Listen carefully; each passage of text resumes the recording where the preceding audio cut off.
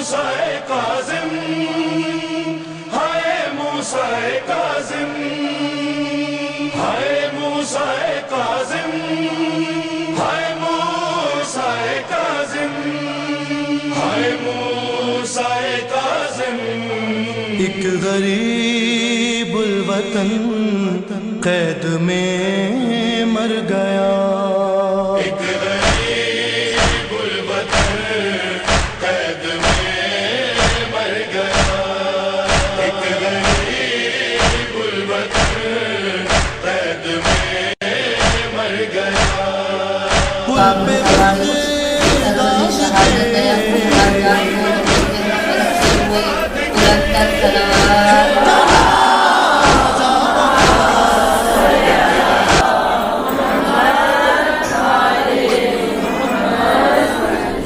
اپنی پریشانیوں کی دوری کے لیے بلند تر صلوات۔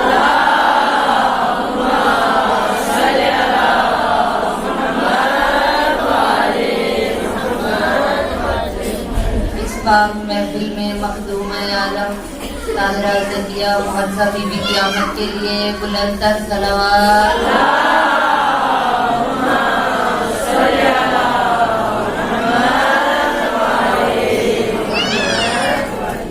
تاجیل یوسف زہرا بلند تر صلوات۔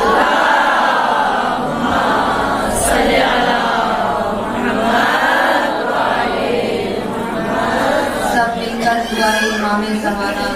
بسم اللہ الرحمن الرحیم، اللہم کل ولیک حجت ابن حسن صلواتک علیہ وعلی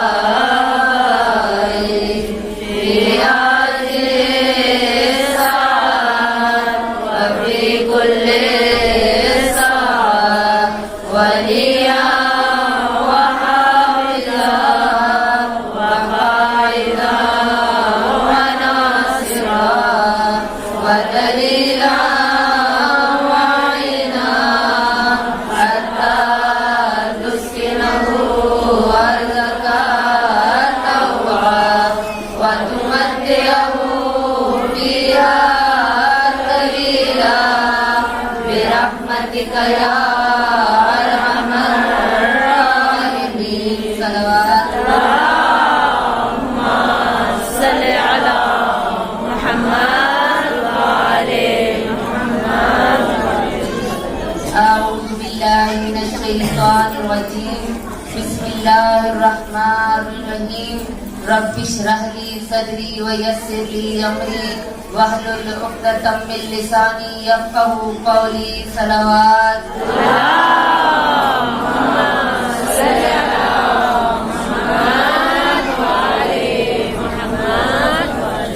أفوض أمري إلى الله إن الله بصير بالعباد فسيكفيكهم الله وهو السميع العليم۔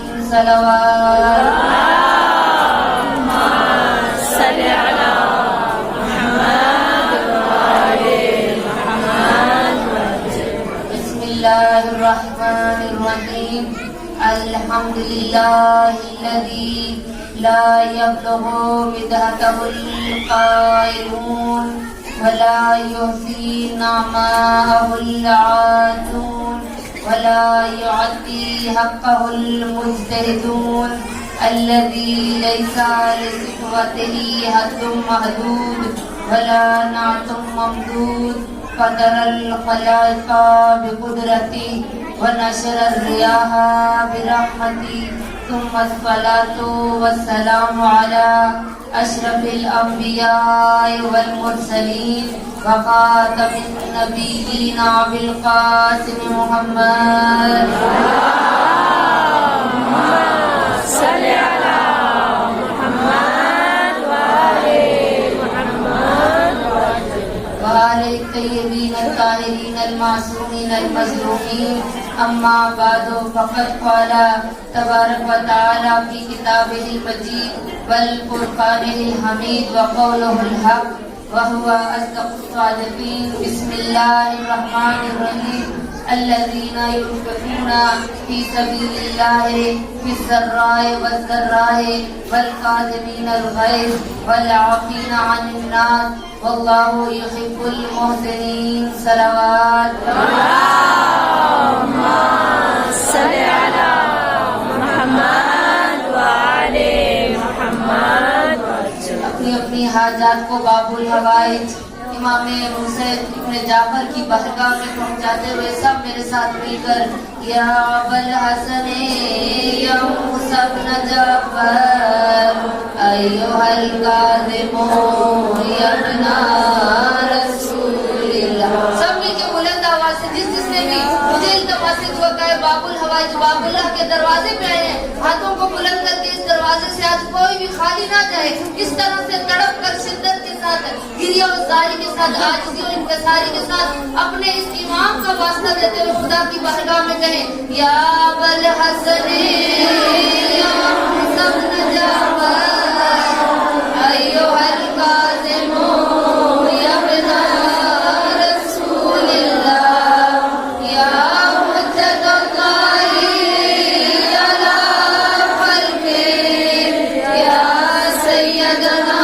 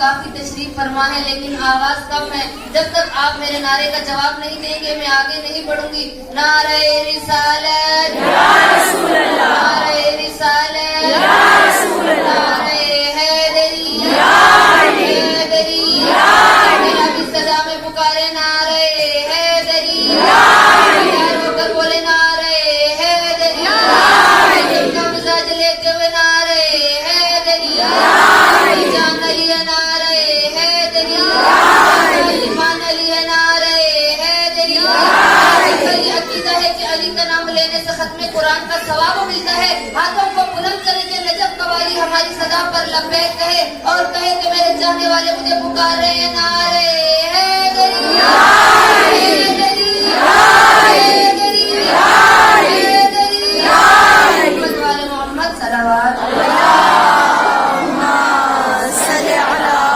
محمد وعلى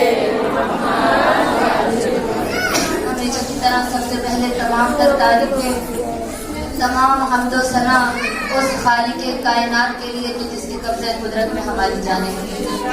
وہ عظیم پروردگار کہ جو اپنے بندوں سے بہت زیادہ محبت کرنے والا ہے کہ اتنی محبت کرتا ہے یہ پروردگار کہ جس نے ہمیں ماہ رجب المرجب عطا کیا.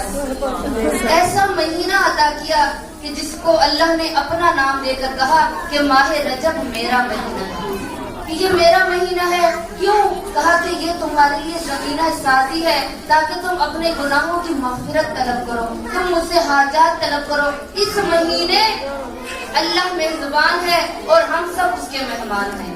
اللہ کی ضیافت اللہ کا مہینہ ہے یعنی اللہ ہماری ضیافت کر رہا ہے. کہ دیکھیں مومنات، اگر کسی میزبان کے گھر میں کوئی مہمان آئے تو میزبان کیا چاہتا ہے کہ اچھے سے اچھا کھانا اس کو پیش کرے، اس کی تمام حاجات کو پورا کرے، اس کی پریشانیوں کو دور کرے، تاکہ میرا مہمان مجھ سے خوش ہو کر جائے۔ اور اس مہینے کو مومنات آپ کی توجہ کی طالب ہوں، ذرا اپنے بچوں کو بٹھائیں اور صلوات پڑھیں پر محمد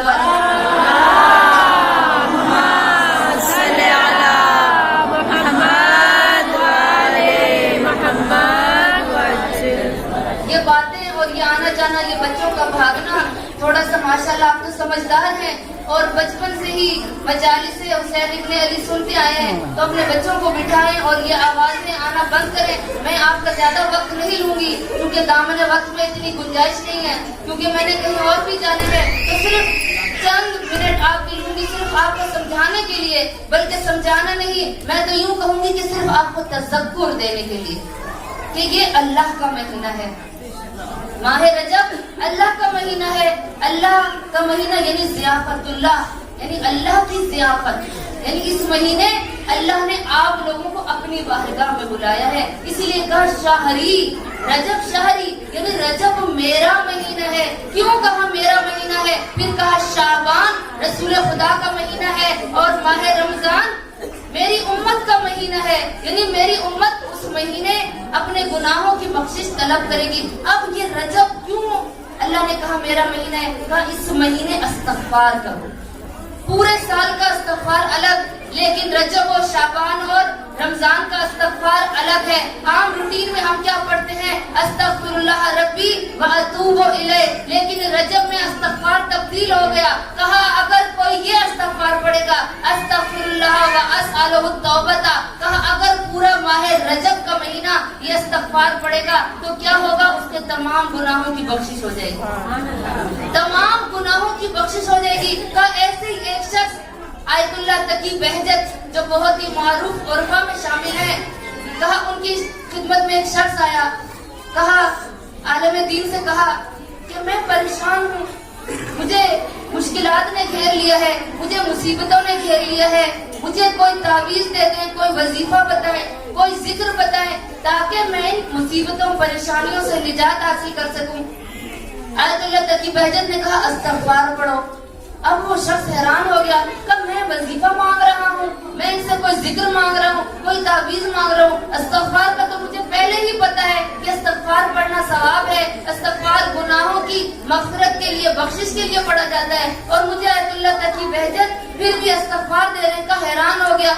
لیکن چونکہ عالم دین تھے، بول نہیں سکتا تھا ان کے سامنے، اٹھ کر آ گیا، لیکن اس نے آیت اللہ تقی بہجت کی اس بات پر عمل نہیں کیا، استغفار نہیں پڑھا۔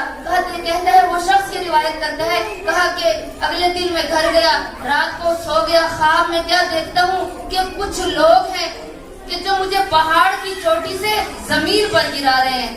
کہا جب یہ دیکھ رہا ہوں خواب میں پریشان ہو گیا کہ اب مجھے کوئی نجات کا راستہ نظر نہیں آیا۔ کب فوراً آیت اللہ تقی بہجت کا دیا ہوا وظیفہ میرے ذہن میں آیا، میں نے اسی استغفار کو پڑھنا شروع کیا۔ کب مجھے فوراً جن لوگوں نے جکڑا ہوا تھا، جن ملائکہ نے مجھے جکڑا ہوا تھا، پہاڑ کی چوٹی سے مجھے زمین پر رکھ دیا۔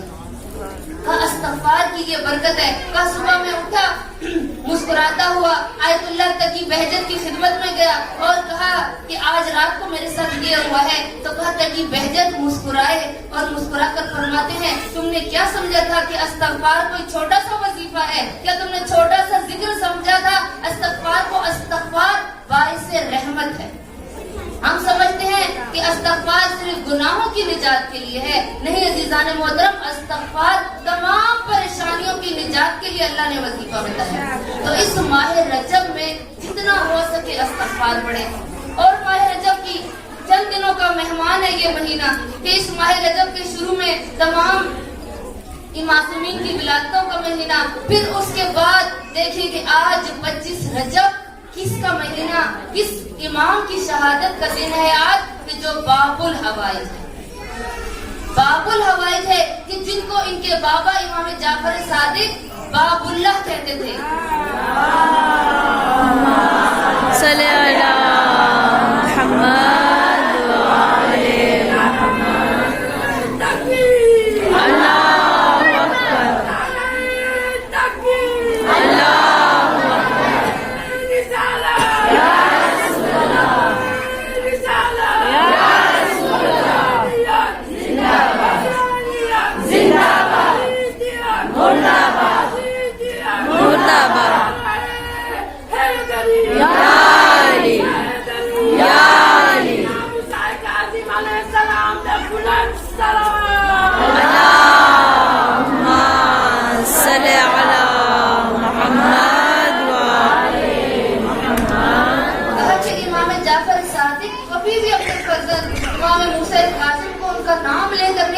کرتے تھے ہمیشہ کہتے تھے باب اللہ، یعنی اللہ کا باب، یعنی اللہ کا دروازہ، یعنی اللہ کا دروازے کا مطلب کیا ہے عزیزان گرامی؟ یعنی ایک ایسا دروازہ جہاں سے کوئی بھی خالی ہاتھ واپس نہیں پلٹ سکتا. اس لیے امام موسیٰ کاظم کو لقب ملا باب الحوائج کا. جن کو ان کا باپ باب اللہ کہتا ہو تو ذرا سوچئے کہ اس امام کی قدر و منزلت کیا ہے. تو ٹوٹل میرے مولا کی زندگی 55 سال ملتی ہے. 55 سال امام موسیٰ کاظم کی زندگی ملتی ہے اور دورہ امامت 35 سال میرے مولا نے دورہ امامت گزارا. اور کس طرح سے ایسے رہنما رہے کہ تمام دنیا کو تبلیغ کرتے رہے، تبلیغ رسالت کرتے رہے، تو تبلیغ توحید کرتے رہے. لیکن لوگ مسلمان تو پہلے ہی تھے، مانتے بھی تھے امام موسیٰ کاظم کو، لیکن آگے بول نہیں سکتے تھے، اتنی جرأت نہیں رکھتے تھے کہ بنی عباس کے خلاف آواز اٹھائے، بنو امیہ کے خلاف آواز اٹھائے. اسی لیے یہی وجہ بنی کہ امام موسیٰ کاظم قید میں چلے گئے. اور بنی عباس بہت ہی چالاک اور عیار قسم کی حکومت تھی.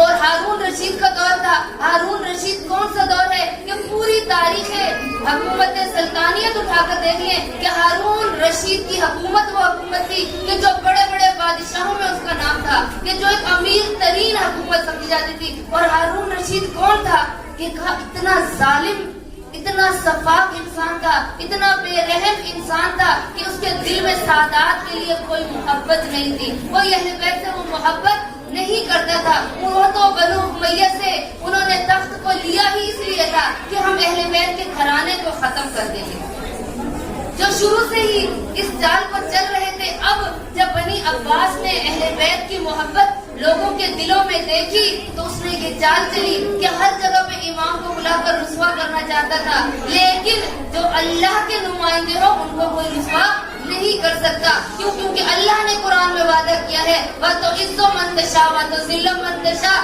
اللہ فرماتا ہے عزت بھی میں دیتا ہوں اور ذلت بھی میں دیتا ہوں. یہ دنیا والے جتنی کوششیں کر لیں، لیکن اے میرے بندے یاد رکھ عزت بھی اللہ نے میرے ہاتھ، اللہ کہتا ہے میں نے اپنے ہاتھ میں رکھی ہے، ذلت بھی میں نے اپنے ہاتھ میں رکھی ہے. آج دنیا والے بڑے بڑے کمیشن بنا کر، بڑے بڑے لیڈر بنا کر، بڑے بڑے رہنما بنا کر اس کے پیچھے لگ جاتے ہیں، لیکن یاد رکھے جسے اللہ عزت دے اسے کوئی روک نہیں سکتا. اسے علی مولا، علی مولا. اور دیکھیے کہ جس آیت کو سورہ آل عمران کی آیت کو میں نے سرنامہ کلام بنایا، جس میں اللہ کیا فرما رہا ہے، اللہ خود امام موسیٰ کاظم کی مدح سرائی کر رہا ہے. اللہ کیا فرما رہا ہے سورہ آل عمران میں، الذین ينفقون کیا بالسراء والضراء. اللہ کہہ رہے کہ جو میرے راستے میں خرچ کرتے ہیں، جب ان کے پاس ہوتا ہے تب بھی خرچ کرتے ہیں، والضراء جب نہیں ہوتا تب بھی خرچ کرتے ہیں. اب وہ کون سے لوگ ہوں گے؟ بہت سے لوگ ہوں گے اس آیت کے مصداق، لیکن سب سے زیادہ جو اس آیت کے مصداق ہے وہ امام موسیٰ کاظم علیہ السلام.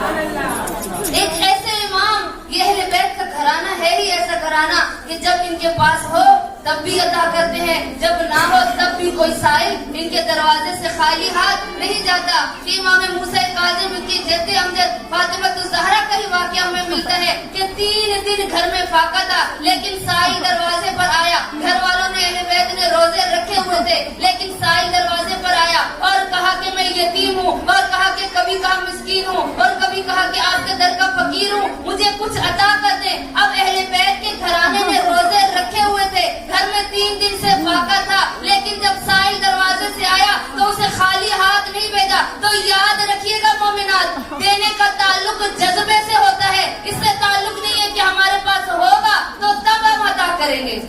دینے کا تعلق جذبے سے ہوتا ہے. اگر آپ کا جذبہ ہے کہ ہم دیں تو اسی لیے حدیث میں ملتا ہے کہ دینے سے نہ کتراؤ، تھوڑا دینے سے نہ کتراؤ، جتنا ہے وہ عطا کر دو ساری کو. اور اسی لیے اہل بیت کے دروازے پر جن کا جو بھی آتا تھا اس کو عطا کرتی تھی اہل بیت. تو ایسے ہی امام موسیٰ کاظم علیہ السلام کی جو اللہ سورہ آل عمران میں مدح سرائی کر رہا ہے کہ ان کے پاس کچھ ہو تو تب بھی دیتے ہیں، کچھ نہ ہو تب بھی دیتے ہیں. کہ ایک دن امام موسیٰ کاظم علیہ السلام اپنی بارگاہ میں بیٹھے ہوئے تھے اور لوگ چوک در چوک کوئی مسئلہ شریعہ پوچھنے کے لیے، کوئی اپنی हाजात तलब करने के लिए, कोई अपनी परेशानियां बताने के लिए आता था। तो ऐसे ही एक दिन इमाम मूसा काज़िम अलैहिस्सलाम बैठे हैं कि देखा एक शख्स आया और आने के बाद कहा कि मैं शायर हूँ, आपके जद्द अमजद हुसैन इब्ने अली की शान में मैंने कुछ मरसिया लिखा है, मैं आपको सुनाना चाहता हूँ। इमाम ने फरमाया सुनाओ। इमाम फरमाते हैं सुनाओ। अब वो शख्स जो शायर था उसने मरसिया पढ़ना शुरू किया। एक मरसिया सुना लिया तो मौला ने गिरिया किया। गिरिया करने के बाद मेरे मौला अपने गुलाम से फरमाते हैं जाओ अंदर से अशरफियों की थैली उठा के लेकर आ जाओ, अशरफियों की थैली उठा के लेकर आओ। अब वो गुलाम कमरे में गया, वहाँ से अशरफियों की थैली लाई और उस मरसिया खार को, उस शायर को अता कर दी। अब पास कुछ नहीं था। वहाँ एक शख्स दोबारा आया मौला की महफिल में, कहा मौला मैं परेशान हूँ, मेरे ऊपर कर्ज चढ़ गया है, मुझे कुछ अता करें। अब ये कहा, मौला फरमाते हैं ऐ शख्स मेरे पास कुछ भी नहीं है जो तुम्हें दूं। अब वो शख्स खामोशी से बारगाह इमाम में बैठ गया, खामोश होकर बैठा। अब वो मरसिया खान वो शायर दोबारा उठा और कहा मौला आपको एक और मरसिया सुनाऊं जो आपकी जद्द अमजद हुसैन इब्ने अली के लिए मैंने लिखा है। मौला फरमाते हैं सुनाओ। अब उस शायर ने वो मरसिया जो लिखा था वो सुनाया। मौला अपने गुलाम से कहते हैं जाओ अंदर से अशरफियों की थैली उठा के ले आओ। अब वो गुलाम अंदर गया, थैली लाके दोबारा उस मरसिया खान को दी। अब वो शख्स जो पहला अपने कर्ज के लिए आया था वो बारगाह इमाम में देख रहा था, फौरन उठा और उठकर कहते हैं मौला आपसे मैंने मांगा तो आपने कहा मुझे मेरे पास कुछ नहीं है, मैं कैसे अता करूं? मौला ने फरमाया हाँ मैंने सच कहा है, मेरे पास कुछ भी नहीं है। कहा मौला आप इसको अशरफियों की थैलियां दे रहे हैं और आप मुझे कह रहे हैं मेरे पास कुछ है नहीं। इमाम उस गुलाम से फरमाते हैं जाओ इस शख्स को कमरे में ले जाओ, देखो कि कमरे के अंदर क्या पड़ा है। गुलाम उस शख्स के साथ जो कर्ज खान आया था, कर्जे के लिए पैसे तलब करने के लिए आया था, वो गुलाम उस शख्स को लेके कमरे में गया तो क्या देखा कि कमरे में कोई चीज नहीं पड़ी, कमरा खाली पड़ा है। अब वापस आएगा मौला ये कैसे हो गया? आप कह रहे हैं कि मेरे पास है भी नहीं और इस मरसिया खां को अता भी कर रहे हैं। उस वक्त इमाम ने खूबसूरत जुमला कहा हम अल्लाह ताला के रहनुमा बनकर आए हैं, हम अल्लाह ताला के लीडर बनकर आए हैं। ये हो ही नहीं सकता कि हमारी जबान से जुमले निकले और अल्लाह की बारगाह में कबूल ना हो जाए। मैं अल्लाह पर अकीदा इतना रखता हूँ, मैं अल्लाह को दोस्त इतना रखता हूँ, मैं अल्लाह से मोहब्बत इतनी करता हूँ, जब मेरी जबान से जुमले निकलते हैं बारगाह अल्लाह में कबूल हो जाते हैं। गुलाम जाता है तो अंदर से अशरफियों की थैलियां लेके आता है। तो आपकी कबूलियत के लिए आवाज़ है बुलंद सलावत।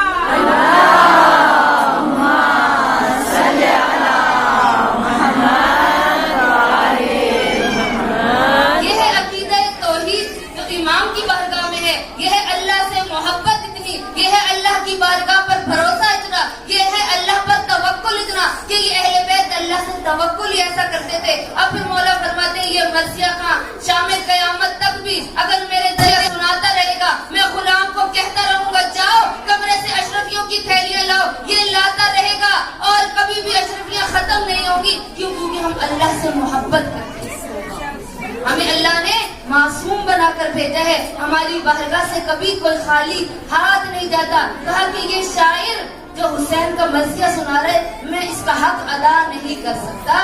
जो हुसैन का मरसिया सुनाए उसका इतना दर्जा बुलंद है।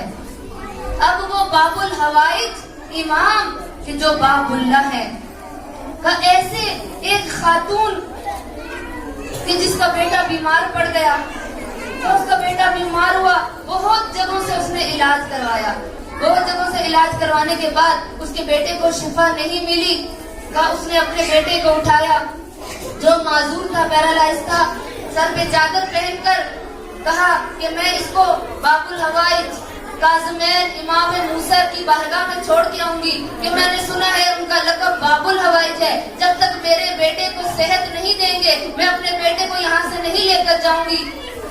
का सर पे चादर उठाई और गई बाबुल हवाइज की बारगाह में, काज़िमैन इमाम मूसा काज़िम के हरम में जाकर तवस्सुल किया। क्योंकि आज बुध का दिन है और तवस्सुल की तस्बीह भी हमें मिलती है। कौन सी तस्बीह है? इमाम मूसा काजिम की कि जिसके बारे में कहा बुध वाले दिन, क्योंकि बुध का दिन इमाम मूसा काजिम से मंसूब है और इसीलिए आज के दिन एक मुजर्रब अमल बताया गया। ये खुशनसीबी है कि आज शहादत भी इसी इमाम की है और आज बुध का दिन भी इसी इमाम से मंसूब है।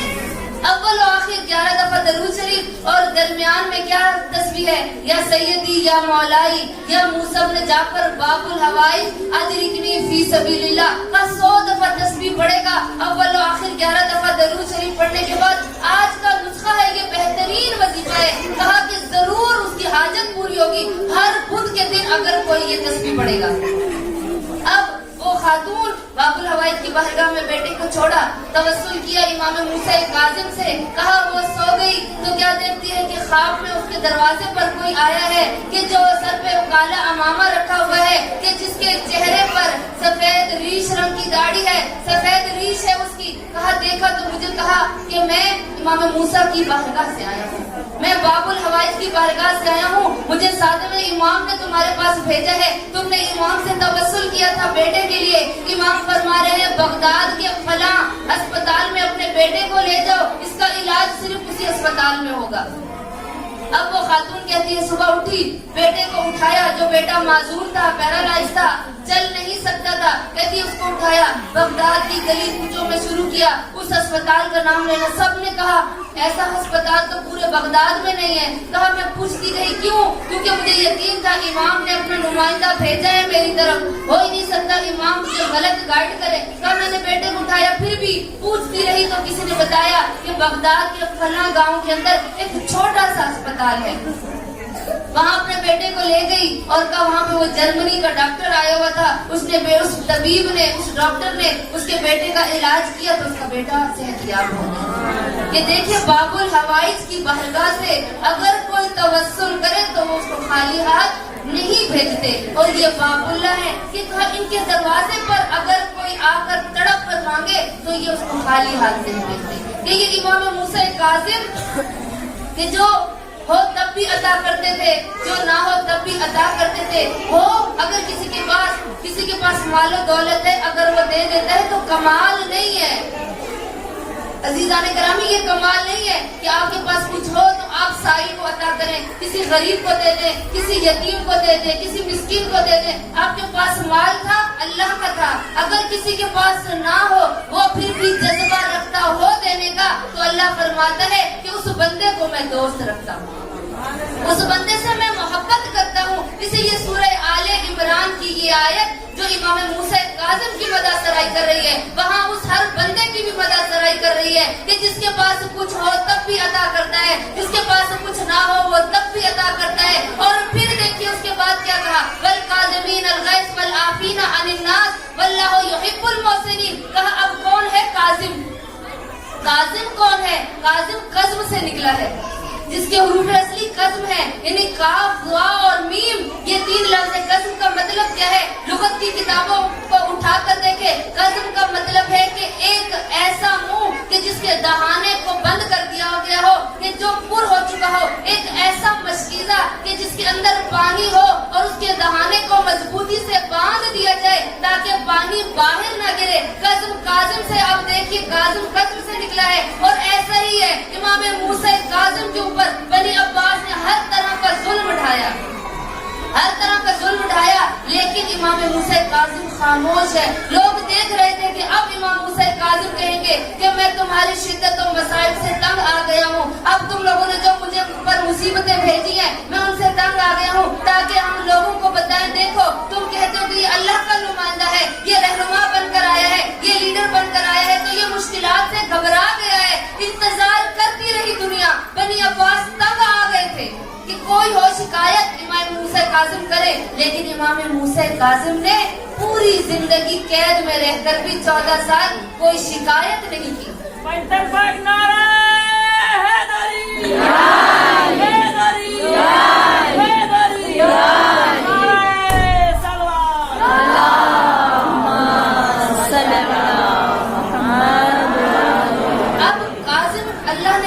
इसीलिए दिया था इमाम मूसा को, अल्लाह ने एक मूसा भेजा तो वो नबी बनाकर भेजा, ये दूसरा मूसा भेजा तो इमाम बनाकर भेजा। अब जब वो मूसा कसरे फिरऔन में रह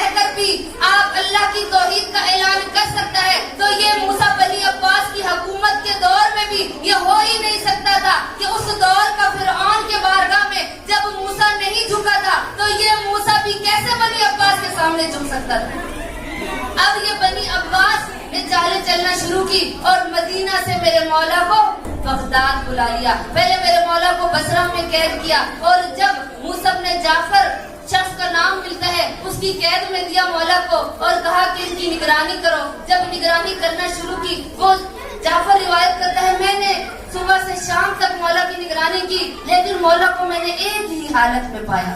کس حالت میں؟ سجدے کی حالت میں, کہ میرے مولا سجدے کی حالت میں. کا صبح آتا میں روشن دان سے دیکھتا امام سجدے کی حالت میں ہوتے, میں دوپہر کو آتا دیکھتا امام سجدے کی حالت میں ہوتے. کا کنیز کھانا لے کر جاتی, غلام کھانا لے کر جاتا, کھانا ٹھنڈا ہو جاتا تھا لیکن مولا کا سجدہ ختم نہیں ہوتا تھا. آخر جعفر نے تنگ آ کر ہارون رشید کو خط لکھا, تم نے جس کو قیدی بنا کر دیکھا ہے میں اس کی نگرانی کر رہا ہوں, وہ تو ہمیشہ خدا کی بارگاہ میں سر پر سجود ہو کر خدا کی تسبیح و تحلیل کر رہا ہے. بتا تیری اس سے دشمنی کیا ہے؟ میں نے تو اس کو کسی کام میں مشغول نہیں دیکھا. جعفر نے کہا ہارون اس قیدی کو واپس لے لو, میں اس کو قید نہیں کر سکتا. اب ادھر ہارون پریشان ہوا, کہا پھر دوبارہ بصرہ سے اس نے مولا کو بغداد بلایا. اب ادھر مولا بغداد آئے تو بھی مولا کی کیا حالت ہے؟ میرے مولا سجدے کی حالت میں ہے. اب ان لوگوں نے بنی عباس نے چال چلی, کہا اس رہنما کو, اس لیڈر کو ہم دنیا کے سامنے, یہ سیاست تھی بنی عباس کی, سیاست تھی, کہا ان کو ہم بدنام کروائیں گے, کہیں گے کہ یہ اہل بیت تخت و تاج کے بھوکے ہیں, اس لیے یہ کہتے ہیں ہم خدا کی طرف سے لیڈر بن کر آئے. کہا ہارون رشید جو سادات کے خون کا پیاسا تھا, کہ اتنا ظالم بادشاہ تھا یہ اپنے دور کا, کہا کہ جب کوئی عمارت بننے والی ہوتی تھی تو یہ سادات کے خون سے گارا بنایا کرتا تھا, اس مٹی کو سادات کے خون سے تیار کرتا تھا. یعنی یہ اتنی دشمنی اہل بیت رکھتا تھا, اتنی عداوت علی کی اولاد سے یہ رکھتا تھا. کہا کہ اگر اس کو پتہ چل جاتا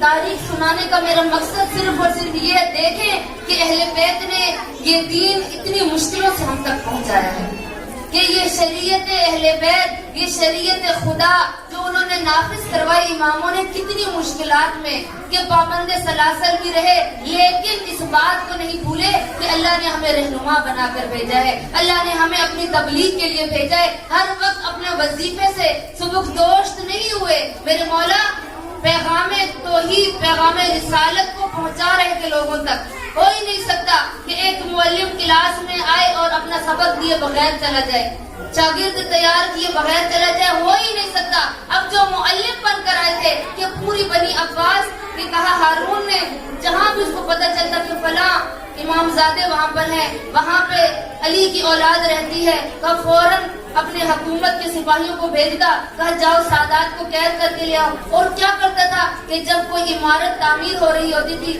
تو سادات کو ان دیواروں کے اندر چنوا دیتا تھا. یہ پورا بغداد آج سادات کے خون سے رنگین ہے. پھر کہا اس وقت کے امام نے یہ دعا کی تھی, کیونکہ اس وقت سادات کے پاس سے خوشبو آیا کرتی تھی, ایک خوشبو ہوتی تھی مخصوص جو سادات کے پاس سے آتی تھی. کہا وہی خوشبو جب ہمارے 12ویں امام آئیں گے تو سادات کو وہ خوشبو دوبارہ عطا ہوگی. اتنا دشمن تھا اہل بیت سے, محبت نہیں کرتا تھا, اتنی عداوت رکھتا تھا سادات سے کہ اس وقت کے امام نے دعا کی تھی کہ یا بار الہ, اس طرح تو کوئی بھی سید اس زمین پر باقی نہیں رہے گا, ہم سے اس خوشبو کو ہٹا لے. اور اللہ نے دعا قبول کی اور سادات آج اس وجہ سے قائم ہے کہ کیونکہ امام زادوں نے اپنے سید بتانا چھوڑ دیا تھا. اتنا دور حکومت سخت تھا بنی عباس کا. بنی عباس نے ہر طرح کے ظلم اہل بیت پر کرنا شروع کیے. کہا امام موسیٰ کاظم کیونکہ رہنما تھے, جانتا تھا کہ یہ رہنما بن کر آئے ہیں, لیڈر بن کر. سیاست اتنی تھی ہارون رشید کے اندر کہ اب اس نے کیا کیا کہ مولا کو بصرہ سے بغداد بلایا. بغداد بلانے کے بعد مولا کو قید کیا تو کہا ساتھ ایک طوائفہ عورت کا کوٹھا تھا, ایک طوائفہ تھی کہ جو سارا دن اپنے گھر میں موسیقی لگا کر رہتی تھی، سارا دن گانے سنا کرتی تھی۔ امام موسیٰ کاظم اس کے جب قید خانے میں تھے تو مولا نے ایک دن غلام جب کھانا دینے کے لیے آیا تو امام موسیٰ کاظم علیہ السلام نے فرمایا کہ اے شخص جا کر بادشاہ سے کہہ دو کہ میرے قید خانے کو تبدیل کرے۔ وہ غلام گیا بادشاہ کے پاس، ہارون سے کہا کہ امام موسیٰ کاظم فرماتے ہیں مجھے اس قید خانے سے نکال لو۔ کہا کیوں؟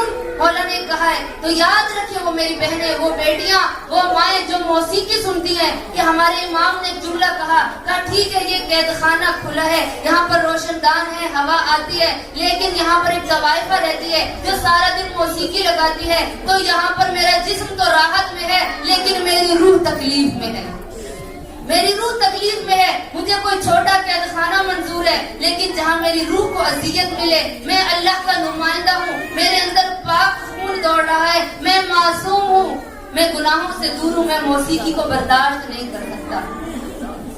مولا نے یہ حکم دیا، ہارون نے مولا کا قید خانہ تبدیل کروایا اور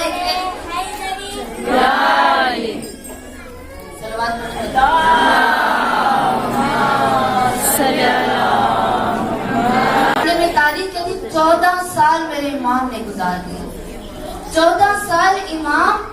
مومنات آپ کو ایک لمحہ فکریہ دینا چاہتی ہوں، ایک میسج دینا چاہتی ہوں ممبر سے کہ 14 سال قید میں رہے جس کا رہنما، جس کا لیڈر 14 سال قید میں رہے، لیکن تاریخ خاموش ہے، کوئی تحریک نہیں چلی، لوگ خاموش تھے، کوئی تحریک نہیں چلی، کوئی بولنے والا نہیں تھا کہ ہمارے لیڈر کو کیوں قید کر لیا ہے، ہمارے رہنما کو کیوں قید کر لیا ہے، سب لوگ خاموش تھے۔ اب یہ خاموشی کیوں تھی کہ امام کو کوئی قید سے چھڑوانے والا نہیں تھا۔ اب 14 سال مولا کا قید خانہ کیا تھا، انشاءاللہ خدا وہ وقت دکھائے کہ ہم جا کر سامرا میں مولا کا وہ قید خانہ دیکھیں کہ اتنا تاریخ قید خانہ تھا کہ میرے مولا رکوع کی حالت میں تھے، رکوع کی حالت میں رہے، کھڑے نہیں ہو سکتے تھے، کہ چھت اتنی چھوٹی تھی کہ میرے مولا قیام نہیں کر سکتے تھے، اور اگر مولا سجدے میں جاتے، اگر کسی ٹائم آرام کرنا چاہے تو پاؤں کو پھیلا کے لیٹ نہیں سکتے تھے، اتنا تنگ قید خانہ تھا کہ میرے مولا نے رکوع کی حالت میں 14 سال گزار دیے۔ ذرا سوچئے گا کہ ہم تھوڑی دیر اگر بیٹھ جائیں نا مجلس میں 1 گھنٹہ، تو تھوڑی دیر جب گھنٹے سے اوپر ٹائم گزرے نا ہم پہلو بدلنے لگتے ہیں، ہم تھک جاتے ہیں، ہمیں استراحت کی ضرورت ہوتی ہے، ہمیں سکون کی ضرورت ہوتی ہے،